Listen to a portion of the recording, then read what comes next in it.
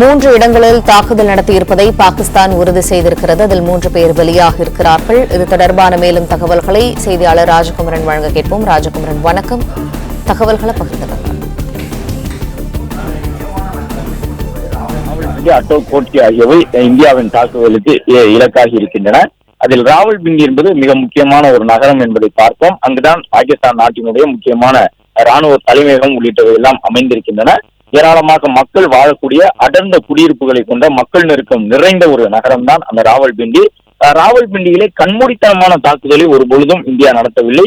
India இதுவரை பாகிஸ்தான் மீது நடத்தி இருக்கக்கூடிய அனைத்து தாக்குதலுமே நன்கு திட்டமிடப்பட்டு பயங்கரவாதிகளோடு நேரடியாகவோ பயங்கரவாதத்திற்கு துணை போகக்கூடிய இடமாகவும் இருக்கக்கூடியவற்றை தான் கண்டறிந்து தாக்கியிருந்தார்கள். அதன் பிறகு பாகிஸ்தான் ராணுவம் ஏவுகணை தாக்குதலை மேற்கொண்ட பிறகு பாகிஸ்தானின் ராணுவ நிலைகளையும் ஒரு சில இடங்களில் இந்தியா குறிவைத்திருக்கின்றது. அதன் காரணமாகத்தான் அந்த ராவல்பிண்டி என்கின்ற நகரம் இந்தியாவின் தாக்குதலுக்கு இலக்காகி இருக்கின்றது. அதே போன்று கராச்சி மற்றும் இஸ்லாமாபாத்திலும் கணிசமான தாக்கத்தை ஏற்படுத்தக்கூடிய விதமாக இந்தியாவினுடைய ஏவுகணைகள் தாக்குதலில் ஈடுபட்டன.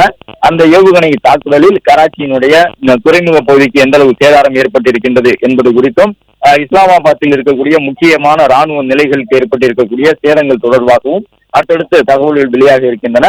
அதே நேரம் ஆக்கிரமிப்பு காஷ்மீர் பகுதி முழுவதுமாகவே தற்பொழுது சிதைக்கப்பட்டிருக்கின்றது. ஏனென்றால் இந்தியாவின் எல்லைக்கு உட்பட்டதாக இருக்கக்கூடிய அந்த பகுதியை ஆக்கிரமித்து வைத்திருக்கக்கூடிய பாகிஸ்தான் அங்கு தீவிரவாதம் தழைத்து ஓங்குவதற்கு தேவையான உதவிகளை தொடர்ந்து செய்து வருகின்றது. எனவேதான் ஆக்கிரமிப்பு காஷ்மீர் எல்லைக்குள் இருக்கக்கூடிய பயங்கரவாத முகாம்களை ஒட்டுமொத்தமாக அழிப்பதற்கான நடவடிக்கையை இந்தியா மேற்கொண்டிருக்கின்றது.